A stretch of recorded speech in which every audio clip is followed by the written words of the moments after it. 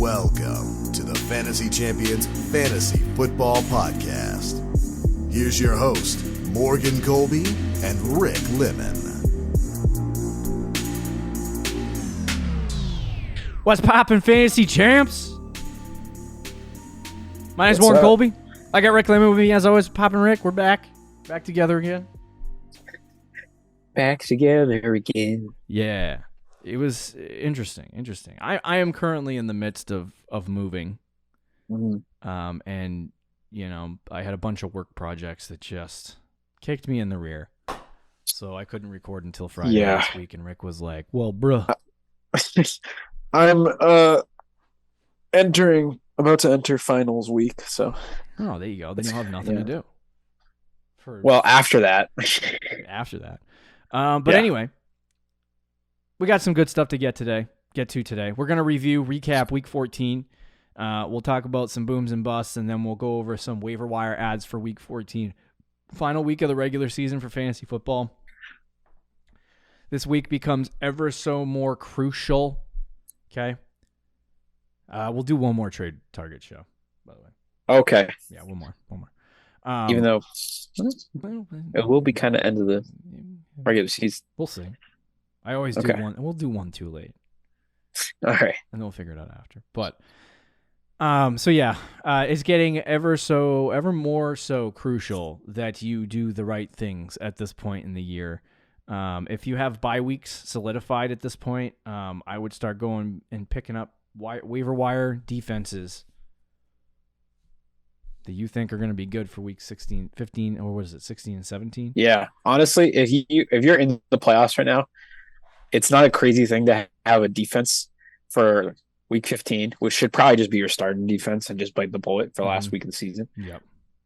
Or you could use one of your other defenses. So you should have 3 defenses rostered. You could have one for 16 and 17. And if you're not, I wouldn't hate that. If you're not in the playoffs and you're done, don't be a loser. Sorry, bro. Play the upset. Oh, okay. Okay? You don't make the playoffs, you go out there. I'll set my lineup. You set your lineup, you go out there and you steal some players off the waiver wire. I don't know about that part, but No, I ask that you don't do that in the home league, by the way. I'm talking to because it might affect you. Yeah, that's what I would do. Unless I'm in a dynasty league, then I'm like, I can't be screwing around here. Just constructing my team, getting ready for the draft. I won the championship, and then I had the biggest turnaround and the biggest flop in a dynasty league in the course of a year. So I am now 3-9 in the league. Is that 10-man band? Yeah, I have no picks. Did you see? My team was 1-7, and I've won 4 in a row. You flipped it around, and I'm favored to win this week. We're recording on Monday, so the game is still very much in hand. But if I win this week, I'm pretty much in the playoffs. Wow. Did a 180 in that. Turn it around. See, you can still do it, guys. But anyway, last week of the regular season here, we'll get you all the postseason content, week 15, 16, and 17. We'll provide week 18 if there are people who out there who love the last week championships in January. And then on to the off season, friends. Yep. Moving on to 2023, where I'm going to predict that Kadarius Toney is the wide receiver 1. Okay, already with the crazy hot takes. Before we get into everything, check out our website, fantasychampions.com. Follow us on Twitter, Instagram, Facebook, TikTok. If you're listening on Apple Podcasts, Spotify, Stitcher, or any other podcasting platforms, please leave a review, share this podcast with your friends. If you're watching on YouTube, subscribe, click the bell for notifications, like, and comment down below. Let's talk about what happened this week in fantasy football. A lot of interesting games. Jalen Hurts, 34 fantasy points. Is he the MVP of the league right now? Yeah. Him or Mahomes. I think Mahomes ekes it out slightly. Yeah, I would say it's definitely him or Mahomes, and it's neck and neck right now. Joe Burrow should be in that conversation with his 30 points. He should be in the conversation now. Yeah, I mean, if he goes off the last 5 weeks of the season, he just goes on a tear. He could get it. But he had 30 fantasy points, so I've loved his schedule down here in the second half of the season. He had a slow start, as the Bengals always do for whatever reason. but he had a slow start to the season. He's kicking into form here where he could be a league winner. It's weird. Like I wasn't in on him in the offseason. I mean, I liked him, but I was more focused on guys that like the running quarterbacks. He's QB4 right now, and I was looking at his stats. He has a career high in rushing attempts, yards, and rushing touchdowns this year. So I don't know what's up with that, but he has 5 rushing touchdowns and over 200 rushing yards this season. Wild. Yeah. Gino continues to be a fantasy football anomaly. I'm just saying, bro. 23 fantasy points, QB3 on the week. His stats are looking pretty good. Really good. King Jared Goff. Jared Goff has actually played well this season, but streamable on a week-to-week basis. He's the king of all mid quarterbacks. Yeah, he's like he's really good for being mid, but if you put him in any other category, he would be the worst one. Yes. Justin Fields had 21 points. He was good this week. Did throw 2 picks at the end of the game that kind of crushed the hopes and dreams of the Bears. For real life purposes, Justin Fields is not winning the Bears football games. That's for sure. Fantasy football, he's getting you wins. He's a QB5 on the year. Wow, wild. And he might have, or not might. He's as long as he doesn't get injured, he's going to have 1,000 rushing yards and probably double digits. This kind of reminds me of Jalen Hurts' season last year, where Hurts finished like the QB 5, 6, or 7, and didn't have a great passing season. Everyone started questioning, is this the guy? Is this the guy? Is this the guy? And then they got him. I think the Bears are going to follow a similar system. Are the Bears going to get him AJ Brown? No. Well, we'll see. Hey, I did not expect the AJ Brown trade in the offseason, by the way. Yeah, that's true. During the draft, we were like, hold on a second. Is the Titans GM plastered? And it's funny, the revenge game, we'll talk about it, but AJ Brown freaking dominated the Titans. Oh, yeah, he pooped on him. But Justin Fields, 21 fantasy points, really good. He could be a league winner as well, just based on where he was drafted and the fact that he broke out, and you didn't really have to do too much to get him. Patrick Mahomes had 19, really good. Mike White, all of his fantasy points is basically yards. He had 2 picks. He had a rushing touchdown. Against mediocre defenses, I think Mike White could actually be a okay stream. He is. And so keep an eye on that in terms of matchups. I'm sure we'll talk about it in the waiver portion of our show if he is one. But Herbert, 18 fantasy points. Dak Prescott had 17. Heineke, Daniel Jones, Derek Carr all had 17 points. So those are good. I would say Josh Allen's 16-point game, putting him just outside the top 12, would be a good game for a quarterback like Derek Carr. But he's Josh Allen. He should be up there with the 20s. So right. He kind of definitely a disappointing week for Josh Allen. Played decent in real. They just kind of ran the ball a lot. Yeah. So that's interesting. Brock Purdy, 15 fantasy points for the San Francisco 49ers after replacing Jimmy Garoppolo, which means that Jimmy G could have been a good stream this week, right? Had a couple tutties. So yeah, he could have been. If you started Deshaun Watson against all advice everywhere. I thought about it for like 2 minutes. You really did. You were convinced. You were like, I should I go with him after trading for him? And I'm like, no. Because I looked at Fantasy Pros and they had him ranked as a top 10. I literally moved him. I moved him down to, I think, QB 18 on the week or something ridiculous like that. I was so like out. I was like, this guy. Yeah. No way. I didn't start him though. So. Yeah, that's good decision. Good decision. Thank you. Lamar Jackson had 1 point, but he toasted his I don't even know what he toasted, but he got hurt. He got a leg injury. Thank you. I think that's all we have for quarterbacks that completely crapped on your performance. If you're Kirk Cousins only had 11 points. I don't know. Are you? Who did they play?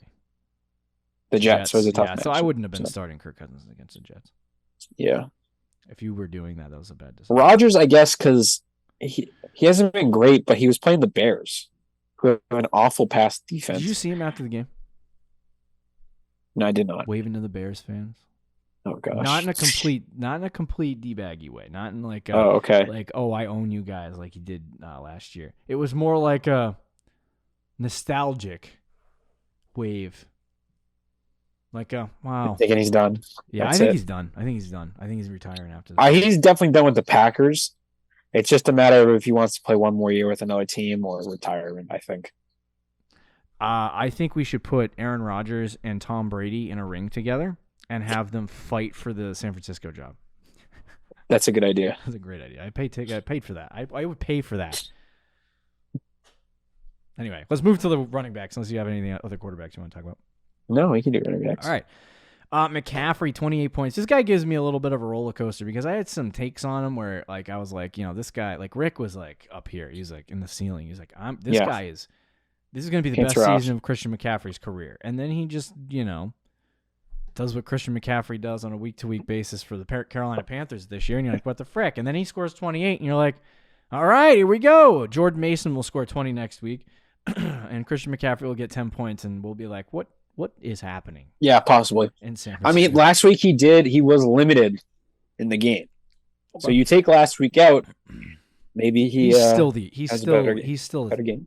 I would say top 3 running back in fantasy football, obviously. Yeah, to me he's the RB1, but that's me. Tony Pollard, 24.6 fantasy points.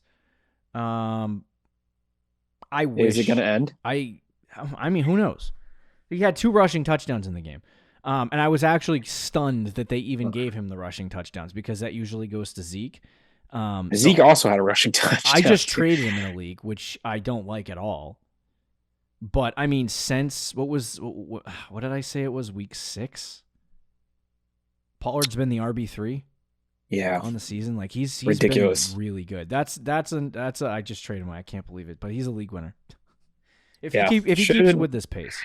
I drafted him. Should have just kept him on my team. Yeah.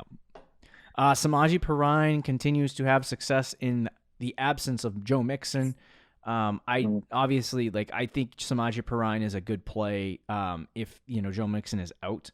So I would saddle him up and run him out in your lineups if that's the case. But from everything I've heard, it sounds like Joey Mixon is coming back this week. So yeah, Mixon he was a game time decision this week. So he'll be back next week and Perine's going to the toilet. Exactly. That's a great way of putting it. Swift, 21. There you go, bud. Yeah, I mean, he's still not too little, too late.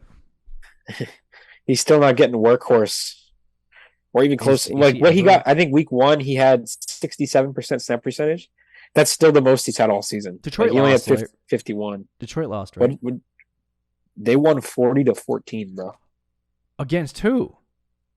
The Jaguars. Bro, not gonna lie, I'm the biggest Lions fan right now. I don't know why. The Lions' playoff chances have gone up every week. It's up to 30% now to make the playoffs. I mean, the NFC sucks so bad that. Right. The problem is they have the Vikings this week and the Jets next week. So those are 2 tough games. But if they can somehow pull it off, their schedule rest of the season's cakewalk.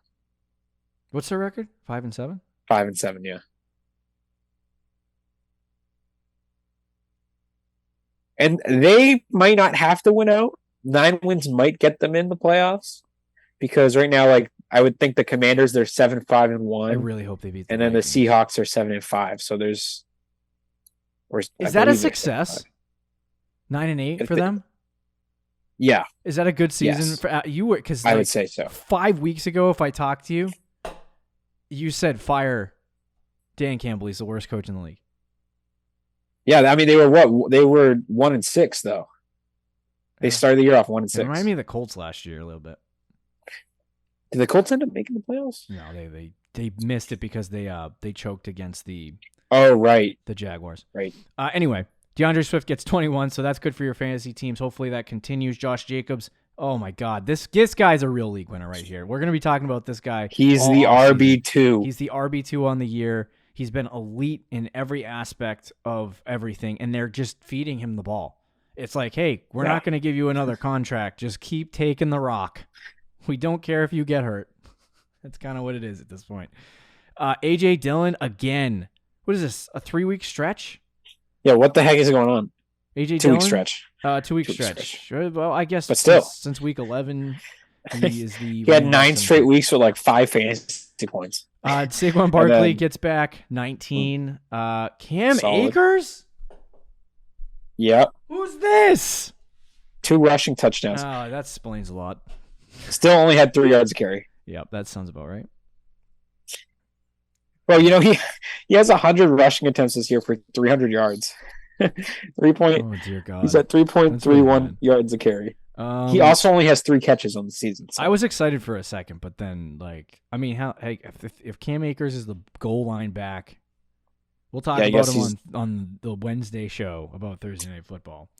All right, Zeke 18. I was gonna roast people hard about Zonovan Knight. We didn't even talk about him on the waiver show. But that's how much I dislike the kid. And 16 fantasy points. He proved me wrong, I guess. Yeah, I mean, as long as Michael Carter's out, they like him. You know, James Robinson is healthy scratch. It's one of those weird guys. The mighty have fallen. My goodness. For running backs in the NFL, it can go from being like. He played this week. He was a healthy scratch last week. But even this week, he only had 11 snap percent. He had 11 snap percentage. It's just like you can go from being like really good for 3 weeks at the beginning of the season to not having a job. Like, it's so funny. Like in week 3, people were saying like he's a stud, everything in Dynasty, and now I saw a tweet on Twitter this week from someone who makes a lot of Dynasty content saying that James Robinson is droppable in Dynasty. Wow. I had him in 2 leagues, trading him for a 2nd-round pick in both leagues earlier this season. Well, anyway, David Montgomery gets 16. Yeah, he's been solid. James Cook. Yeah, dude. Monty? I was just going to say Montgomery's been good without Khalil Herbert. I think Herbert, ever since Herbert's been out, 21, 14, 16. So, what were we going to say about James Cook, too? Because I'm interested in hearing I talked about it on the buys and sells. Ooh. I feel like he's kind of overtaking Devin Singletary right now, but he played better though. On the ground. He's not very good. No. It wasn't buy Cook. It was sell Devin Singletary. But imagine like you know what I find so hilarious is that anytime one of these like really big teams, like the Chiefs or the Bills or maybe Dallas, does something in free agency or does something to pick up a player and everyone just loses it, even though that player is like totally mid.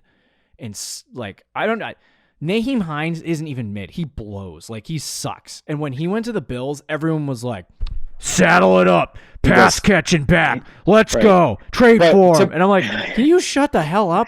Like, what are you talking about? They don't throw it to the running backs. I can see that with my own eyes watching football. Well, they have been a little bit more lately, but it's been James Cook. Yeah, it's been James Cook. I don't know why they made that trade, to be completely honest with you. To be fair, Nyheim Hines, I do think he also sucks. I'm not arguing against that. To be fair to Nyheim Hines, I think he sucks. But he's a good he's not a bad pass catching running back. No, he's not a bad pass. And they traded him. Like if the Patriots went out and got him, I would feel good about our pass catching. Right. Like he'd be like James White. Right. Maybe not as good as James White. No, not as good as James White, but you get that. But right, I get what you're saying. The Bills what did they draft James Cook for? Yeah, to do that. It was to be the pass catching running back who could also potentially become a 3-down back. Is that not what he's doing specialty now? Yeah, exactly. So why did you get Nyheim Hines? You got him so he could be a healthy scratch and a special teamer? What did they trade for him anyway? Was that a 6th round? It wasn't. It was like Zach Moss in like a 6th. So it wasn't. Yeah. It wasn't anything. Either way, I like it. I like that. I like the fact that James Cook is good. I was trying to figure out where my brain was going with this. I like the fact that James Cook is good. I don't like the fact that people hyped up Nyheim Hines. I can't that whole situation. Even when it was like Jonathan Taylor was going off last year. Well, Nyheim Hines is still there. There's like a group of people. Right. It's like all right. And every time something happens with Hines, they come out of the woodwork. I don't know how it looks on your screen. Here we go. Here we go. Nyheim Hines. I know Nyheim Hines is just Anyway, sorry. But we got the Cook brothers back to back on my screen for points. Oh, I don't know if that's the same for you. There you go. I think it is PPR. Yep. All right. Let's talk about some guys that didn't do too well at the running back position. Nick Chubb had 8 points. Disappointing week. I think this looks to me. I didn't fully watch the Browns game. I wanted to, and I might actually go do that. But this feels to me like a game where they wanted to get Watson as many pass attempts as they humanly could. I don't know what his pass attempts looks like, so don't quote me on that. So he could blow out the Houston Texans, which they did, but not because of Deshaun Watson, that's for sure. No, their offense was actually really bad all around. All their touchdowns were defense. Yeah. They had 2 defensive touchdowns and a punt return for a touchdown. Mm-hmm. So Chubb was okay, but he didn't have any receiving game this week. He did not have a catch or a touchdown, so it was just 80 yards rushing, so 8 fantasy points. It's like in PPR, it kind of opens your eyes to the situation, and it kind of sucks for like running backs like Nick Chubb who don't get pass catching work. Yeah, where it's Chubb. The thing is, this year that's a good football game. What was his yards per carry? Yeah, like 4.71. 8 yards a carry, 4.7 yards a carry. Like that's a good football game for a running back. Yeah, he was fine. And like in fantasy, people are like, "Oh my god, he pooped out. Like he sucked." Yeah, which is true. He busted. He didn't score a touchdown. 8 points doesn't help your game. But yeah, right. I'm not concerned about Nick Chubb at all. No. Antonio Gibson had 8 points in the tie fest. It's so funny. All of that conversation about the Giants and Washington going for second place in the NFC East or third place in the NFC East, and they tying. They tie. That was just peak mid-team stuff. Right, I know exactly. Somebody tweeted. They said, "Imagine like you get all freaking lubed up for a football game, and these people get plastered, and they spend all day at tailgate drinking and getting excited for the game."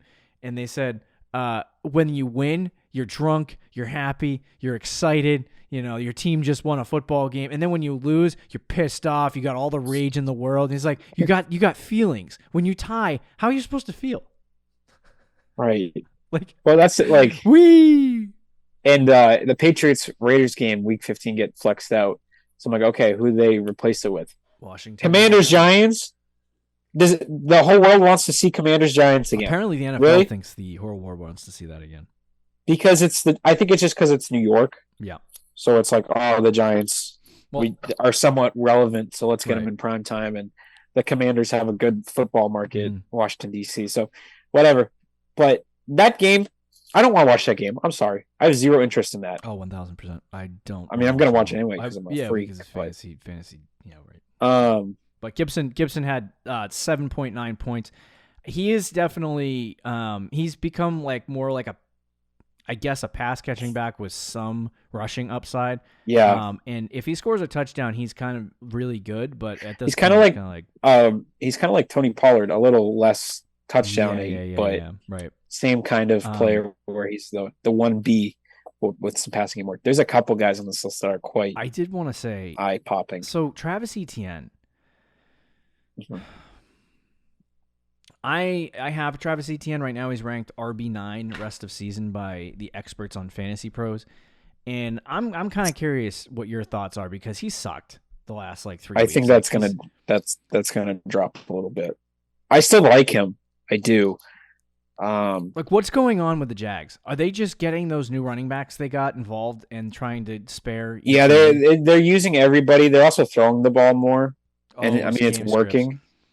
You would think the game script too is a big thing. Yeah, like this week they were out of the game in the first quarter. Make me feel better about Etienne is what I'm saying. They were down in this game in the first quarter and they were never close. So the whole game was a negative game script.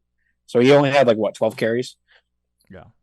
And then last week you would think in the first quarter. Negative game script game that he would be in a positive more passing because he's a pass catcher. Right, but they don't. That's the problem with Etienne is they don't use him as that. Doug Peterson, man. He still gets, 3 targets a game. 3 catches, I'm not super concerned about Etienne, but it's just been a consistent trench of not. I thought he would have a lot more than 25 catches. He had a stretch of games where he was real, real good, and then lately he's kind of tanked off a little bit. So I want to see a turnaround, but if it keeps happening over the next 2 or 3 weeks, I'm going to definitely be concerned. Cordero Patterson quickly had 6 points.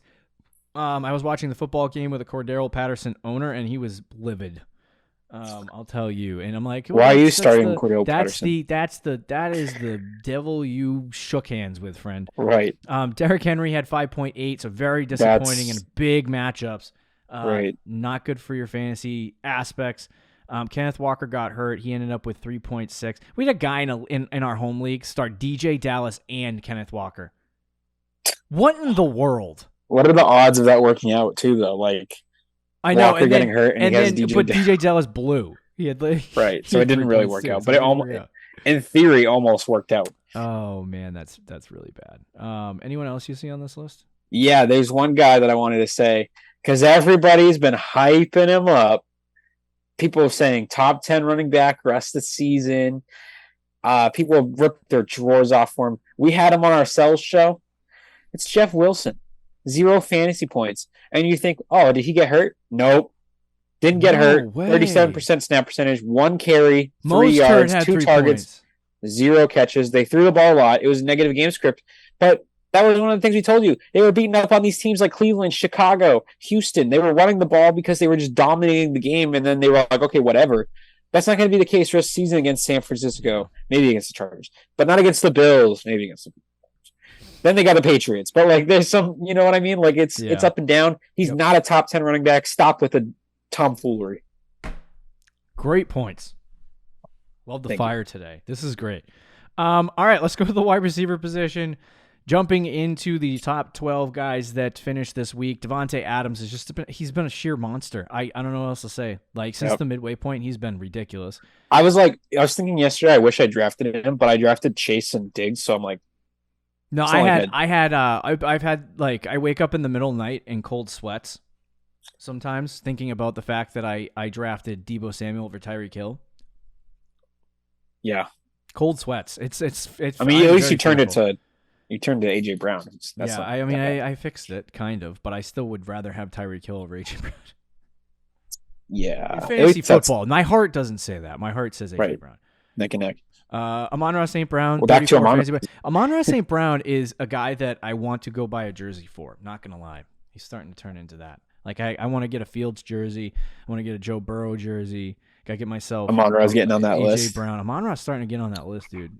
He's ridiculous, man. Amon-Ra. Thought I was going to be able to make a trade. He's the best. He might be the best modern day pure slot receiver. Yeah. Where you just like, it's 3rd and 4 and you run a little out route right to the first down marker. You don't have any brothers, right?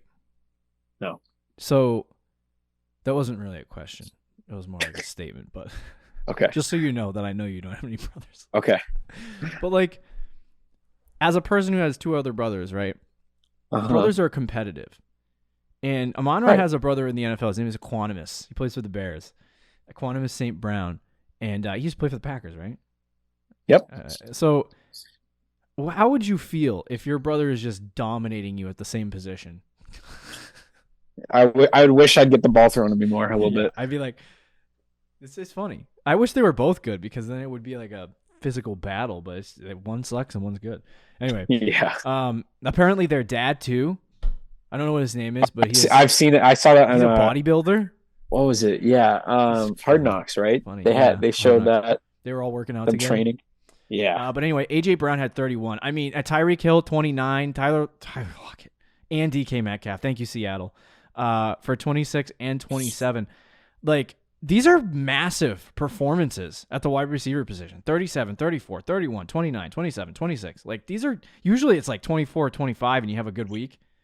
We had 3 wide receivers in the 30s. That Geno Smith has managed to have like 2 top 15 receivers for fantasy and make them relevant. That's astounding. Both of these guys are really good. I think that and the Broncos were my 2 biggest. I have been actively rooting against Seattle because I want them to trade Metcalf and Lockett. And you want the Lions to make the playoffs, bro. That would be good for both those cases. Exactly. So, but I want the Seahawks to realize that they don't really like. Geno has been good, but are they really going anywhere with Geno Smith? Unfortunately, they play the Panthers this week, so I don't. Oh, okay. But are they really going? Like, they make the playoffs. They're 7-5, so there's a good chance they make the playoffs. Like, they're getting slaughtered, and I feel like are they going anywhere with Geno Smith? No. I mean, maybe we're wrong. Maybe they end up in the NFC Championship. Yeah, I mean, the way he's been playing this year, bro, top 10 quarterback. Anyway, but he's carried these. Like, at this point, I think DK's like, you lose Russ, DK's value in Dynasty went down, and now Geno has. You should have got him. Like, yeah, you should have. That was a good buy opportunity, even though it didn't look like one. But Geno has now resurrected him, and I'm like, is he now a top 5 like fantasy wide receiver in Dynasty now? I don't know. I mean, he's wide receiver 15 on the year, so it's not like he's not the same level as like Adams, Jefferson, Diggs. That's why I kind of want to see. I want to see him get traded. You know, and I also think as A.J. a Pats Brown, fan, I'd love to see him traded, but like I'd like to see him go to a football team with a young quarterback. Like, yeah, then you could make that discussion. Right. So, but where he can start to excel and become really good. You know what I mean? Like or he's already really good. Just a guy who can get him the football. So it's like, anyway, not that Geno can't, but either way, those two guys had a good week. Terry McLaurin with 24. He's been sneaky good this season. I know the year I'm kind of out on him. Christian Watson. He still only has 3 touchdowns. You know what I think's funny about Christian Watson? I was typing a message in our group chat to the person that traded for Christian Watson. Traded a lot to get him, and it looked real dumb. Yep. And I was typing a message in the group chat when he had 3 catches and 9 fantasy points or 7 fantasy. I think it was 7 fantasy points or something stupid. And I was typing a message in the group chat to roast him, and then I looked up and I saw a highlight at the end of the game, midway through the 4th quarter, where Christian Watson breaks off a 60-yard like touchdown run. Yeah, and I'm like, backspace. Like, frack.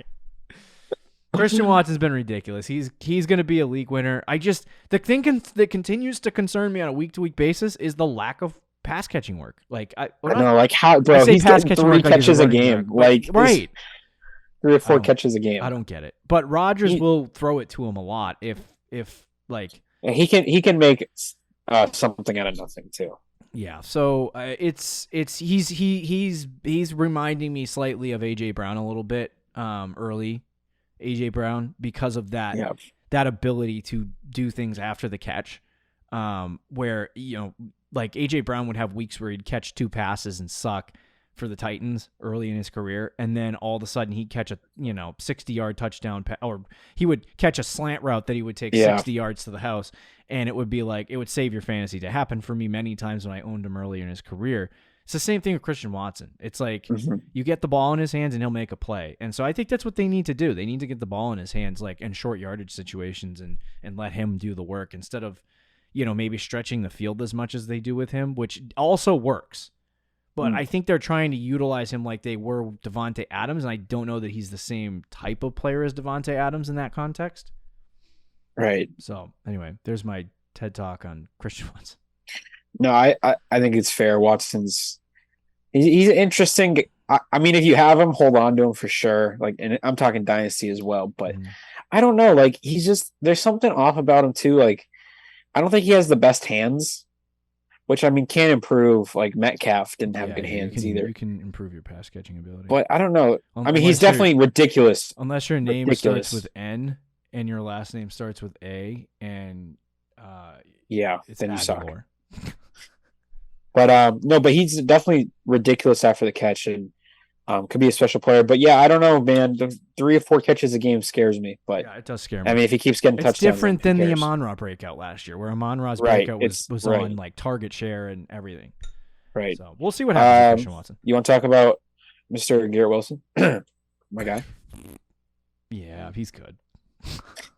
That's all I'll say. 24 points. He was number 1 on my buy list, and I was like, I don't know if Morgan's gonna like this. And then he got 24 points. Actually, I agree with that. I 1000%. I wanted to, and I with Mike White. I got time. in the home league still. Monday, 5:40. He's not gonna. No, I tried. He won't trade. He's untouchable. Oh, great. He doesn't stop, man. He gets a player that's good and he just holds. Yep. I'm like, and then I mean, that's kind of it's fair, but like still. No, but like, sometimes I get a good player like Tony Pollard. If Brandon had Tony Pollard, right, would be on his team for eternity. Right. Would never leave. I just traded him. It's like Cordell Patterson last year. Yep. He's still on his team a year later. Starting him. He's got his players. I mean, I drafted AJ Brown, so I'm not gonna. I didn't even draft him. I traded for him.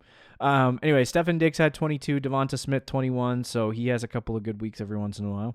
This is just a good week for the Philadelphia Eagles altogether. Keenan Allen's back, baby. 20 fantasy points. And then normally I would say CeeDee Lamb dominated and had a top 10 week, but this is a really good week for wide receivers. Yeah. Let's talk about some guys that kind of busted out a little bit. I would say that's 9 points or under. Juju had 6 on 70% of the snaps, so he finally got back on the field. I was expecting a bounce back game from him. Yeah, he didn't. Target share was 4 targets. He had 3 catches, so not a good game for Juju. I think things will bounce back, but the schedule looks very tough. If you still are able to trade people in leagues, I would say Juju is a sell at this point. N'Keal Harry, so you see his catch? I just want to bring that up. I did. Sometimes he just shows what everyone saw. Right. And it's like, holy crap. Yeah. But then he can't do anything else because he's a stone brick. Yeah, I saw that too. I was like, whoa, N'Keal Harry? Who's this That's guy? a great play. Yeah. Amari Cooper, 8 points with Deshaun Watson. Yeah, that's not. I don't know if that's really a full bust, but I would Jacoby say Myers, dude. If it continues to happen, things could go sideways. But yeah, Jacoby Myers, I had great start to the season. I had high expectations for him. Almost traded for him in the home league a week ago, and he's just been very disappointing. I think is it because he's battling injuries? Do you think? I don't know. What's like his Minnesota? He only had percentages 29%, right? And then this week he only had 50. It might just be because the offense blows. Yeah, that's what I'm more concerned about. Yeah. As someone who has Michael Pittman and thought I had an easy win this week. No. Michael Pittman, all he needed to do was get a couple points for me to I still probably am going to win, but the percentage went from 99 to 60. I'm because like, what the heck happened? 3 points. I looked, Michael Pittman, 4 targets, 2 catches. I was going to say Jalen Waddle people for the final wide receiver, 1.9 fantasy points. I think he got hurt. I think he got hurt. Yeah, so I'm pretty sure. Just keep an eye on that injury. Let's talk about some tight ends really quickly. Dolchich. He appears. Yeah. Revived. He's alive. Noah Fant. He's actually kind of somebody to keep your eye on because even not for this year, but maybe next year as a guy who. Oh yeah, especially if they tight end breakout. I've noticed that Russell Wilson loves to throw it to the tight end position, even when he was with Seattle. So if they do get an offensive coordinator in here and things start to flip around for the offense and Russ starts playing a little bit better, Dolchich could be a real good ad next year. But Font had 14, Evan Engram had 14, so lots of randos happening on this list. I think we told you to pick up Evan Engram last week. Cole Kmet has a good game now that Justin Fields is back, which is good. Travis Kelce only had 8 points. Oh, he busted right out, huh? He had a fumble. Hawkinson had 7. Who are these tight ends? Mark Andrews had 9, which is okay. Pat Freiermuth had 10. This guy, Chigoziem Okwuanokwahu. Tennessee Titans tight end. This guy's really fast. I saw him at the combine. Zippy Zoom. 10 points. Connor Hayward for what Pittsburgh. An awful week for tight ends. What's his name? Kenny Pickett was like, you know what? I frick the wide receiver position. Just throw it to tight ends. Connor Hayward, dude. Pat Freiermuth. There was actually play. You know how I've kind of been. You're higher on Freiermuth than I am, right? Smooth. There was a play because I didn't really watch the Falcons Steelers game, but I had it on as one of the 6 games on my laptop because I'm a psycho. And there was a catch that Freiermuth had where he literally looked like Gronk. He caught an out. It was a 10-yard pass. He stiff-armed a guy to the ground. Somebody else tried to tackle him. He shoved him off, and he went 40 yards. Muth is legit. I was like, oh my gosh. Muth is legit. That was like Kittle or Gronk. You got Muth in your pants? Is that what's going on? It's growing. Oh, the Muth is growing. There you go. All right. The only guy I say, people keep starting Bob Tonyan, and I just. Yeah, sadly. That's a risky bet. He's fallen off the face of the earth. Um. Same with Higbee, dude. You know the amount of Higbee people that came out after the beat? I remember seeing in week 5 and 6 people being like, Tyler Higbee, top 5 tight end. Tyler Higbee. Because he had a great start to the year. Tyler Higbee, yeah, he blows. Yeah, he's not very good. It doesn't help that Matt Stafford's out, but. Yeah, fair enough. All right, let's move to the waiver wire portion of the show, talk about some waiver wire ads, and get you on your merry way. I do want to reference two precursors. One, this is week 14 waiver wires. No one is going to be here that's going to help your fantasy team win. So we're going to try to give you some good ads for guys that may help your team for the week, possibly, and then might have some long-term play. Right, there's a chance. There's a chance that they could do something, but at this point in the year, most waiver wire budget is spent, and most of the waiver wire is pretty barren, and there's not really a lot of guys that you can get. So as the season goes along, the show gets shorter and shorter for the waiver wires. But we're going to give you a good streaming option for the week, and then at quarterback for that matter. And then we'll move on to the other positions. But at quarterback, who are you looking at, Rick, for this week? It's between two guys for me that I'm really deciding on. I'm going to say Jared Goff. Screw it. Whoa! Jared Goff. He's been up and down all year. This week had a really good week, 20-plus fantasy points. And going up against the Minnesota Vikings, that their pass defense has struggled. Yeah. All season, I think they're bottom 10 in the league for pass defense. And this is a big game. This is probably the biggest game for the Lions all season. They're going to treat this like a playoff game. Mm-hmm. They're going to have Jameson Williams actually play this week. Even though he was active this week, he didn't really play.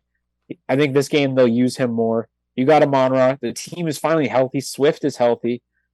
I like Jared Goff this week against Minnesota. Whoa! Not a bad pick. I'm kind of in a tough predicament right now, and there's a guy that I'm actually interested in, but I want to confirm that the game is a good game. Okay. I just say his name, and then his matchup. You definitely got to make sure that it's a good game. Yeah, it's not that guy. Not that guy at all. I have two for you, so maybe. Hold on. Okay. I just want to see you say one of them. I probably won't say either of them. Not gonna lie. A guy that's not horrible. I can't believe he's 34, by the way. Holy crap, dude. Time flies. Ryan Tannehill versus Jacksonville's not bad. And then, God, this is such a poop situation, but Kenny Pickett versus Baltimore is okay. But okay. I'm like, he hasn't scored over 20 points in his entire career. So it's like, if I had to start somebody, it would probably be Tannehill this week, and I'd be okay with that. But if Tannehill's not available, then and Pickett is just the only guy there, then I would be okay with him. Unless you want to go with Mac Jones versus Arizona. That's actually not a bad one. Oh, we're gonna bring it in. It's not Mac a Jones bad streaming one. option. Arizona is so ridiculously bad on defense. What did Mac do against the Vikings? He pooped on them. I think he could. I'm not going to say he's throwing 382 yards, but maybe like 270 and 2 touchdowns. You have a Baltimore week. That's okay. Yeah, he was QB against Baltimore, 320. Yeah. I think he could do that. And then I don't love this one, but Tyler Huntley. No, I'm out. He is a running quarterback. He doesn't have a bad matchup, but I'm out. Yeah. I mean, I'm not saying I would put everybody we talked about like that. Him, I just like a backup quarterback coming in. I know it's gross. I know it's gross. I have a question. Okay, let's just play the game for a second. Baker Mayfield was cut this week. Yep. I don't know what the status of his waiver situation is. I think they only have to pay him $1.9 million. So, yep. San Francisco picks him up. Okay. Is he worth a stream this week? Not against Tampa. I don't think he would play this week. Okay, fair enough. I think they're going to ride the Brock Purdy, at least for a week or two, and then if he sucks, they go with Baker. But I don't even think he'll make it because he's going through waivers. Who's going to pick him up? There were a couple. I think the Colts. There were people saying the Colts. Why? I mean, I'm in. That was something I said in the offseason. Like, I would not hate it. There was a couple spots. There was another report. Side note, since we're talking about San Francisco, if they miss out on Baker, that people in Matt Ryan's circles believe that he should ask for a release and then reunite with Kyle Shanahan in San Francisco. Ooh, that wouldn't be bad. Yeah, that wouldn't be bad. But I think he would have to go through waivers too, so it's kind of tough. All right, let's talk about some running back waiver pickups. Guys that are still available: James Cook, Cam Akers, Zonathan Knight. I think that would be the top 3 at this point. DJ Dallas would be interesting.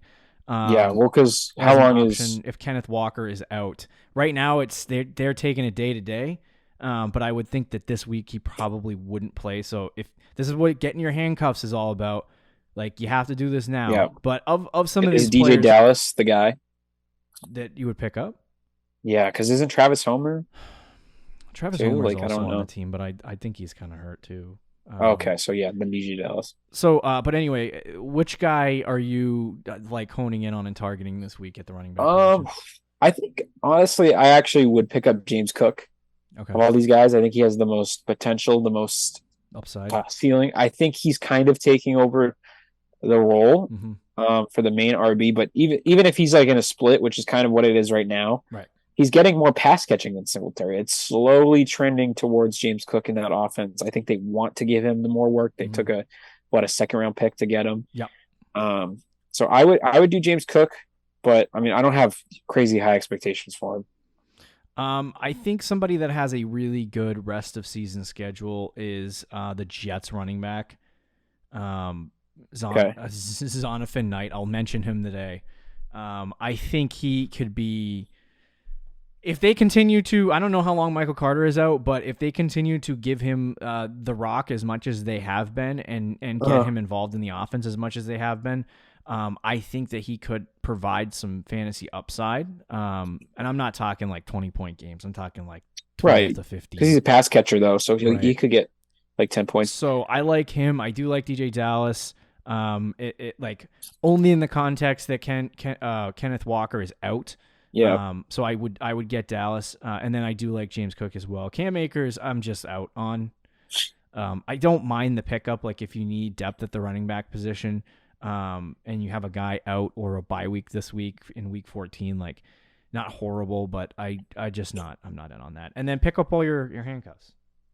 Alexander Madison, to be specific. I don't know why he's not owned in more than 29% of leagues at this point. Yeah, if you have Dalvin Cook, you need Madison on your team. All right, let's move to the wide receiver position. By the way, Jordan Mason too, I think would be the handcuff for. Yeah, if you have McCaffrey. Yeah, handcuff him. Some options here for wide receiver. I am not in on this guy, but Corey Davis is available. He's, according to Fantasy Pros, the number 1 ad for all the experts. Well, so I think the reason being is because Elijah Moore is still in the doghouse. I feel like he's not. So he's the wide receiver 2 on a team that threw the ball 50 times last week. And he didn't do anything. 13 fantasy points. It's not great. He had 10 targets. Elijah Moore had 10 targets? No, Corey Davis. Oh, yeah. No, I'm not interested in Corey Davis.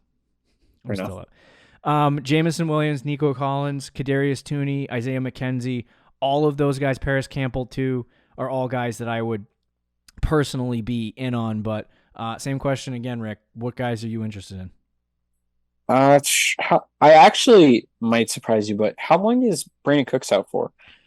Because if he's like out for the year, Nico Collins, despite being in the worst offense in the league by far, he has some fantasy relevance because he's going to get like 10 targets. I have him rostered. I picked him up a few weeks ago because he's actually really good. I think he could be okay. I mean, when Brandon Cooks comes back, I don't know. Jamison Williams, they were getting a lot of flack because they said that they were going to use him as a gunner on the punt team in his debut. And like the Fox pregame show was saying like, you don't use a rookie first round wide receiver to be your gunner. And they were like flaming him. But the Lions didn't even punt, so it didn't matter. But he only had an 11% snap percentage. So they didn't really use him. I would like to think they're going to use him more next week, but who knows? I would still pick him up, though. But Nico's probably my favorite guy if Brandon Cooks is out for significant. Okay. I would say Jamison Williams is my favorite guy only because, like, he only played 11% of the snaps, and I don't know if it was because they were trying to ease him in or whatever, but I think Williams has the best chance out of all of these guys to do something big. Like, Yeah, I would all agree it with takes that. is one really good week for him, I think, to have a stretch of games where he could be like a real good wide receiver. And like, there's still enough games of the season and they're easier matchups that you can have that happen. So I would get Jameson Williams on your team as a speculative ad in case things go in the positive direction. But if it like, what's the worst case scenario that it doesn't work and he ends up like, it's not costing you anything. So Right. Anyway, I would do Jameson Williams. And then, Somebody in our home league drafted him and put him on kept the him IR the entire and kept him the season. whole season. It's the rookie thing for this guy. He only drafts rookies for whatever reason. I'm just like, dude, It's you insane, are... dude. Well, I get it for like someone like Deshaun Watson, Yeah. but like James Williams is a rookie wide receiver that was going to be out for like at least the first half of the season, and you kept him on your team the whole year. That's wild. Kadarius Toney is another guy, definitely should be rostered. And then Isaiah McKenzie, I think, should be rostered as well. Let's talk about one tight end, Rick. Give me one tight end. Oh gosh, I'll say Greg Dulwich. I'm gonna say Evan Ingram. Okay, there you go. He's been your guy all year. Yeah, dude. I think he got a touchdown this week. He does good things and bad things. Depends on the week. There you go. Yeah, playing Russian roulette at tight end. Exactly. There's your recap for the week. There's your waiver wires. We got a Thursday night preview and a lot more content coming in for week 14.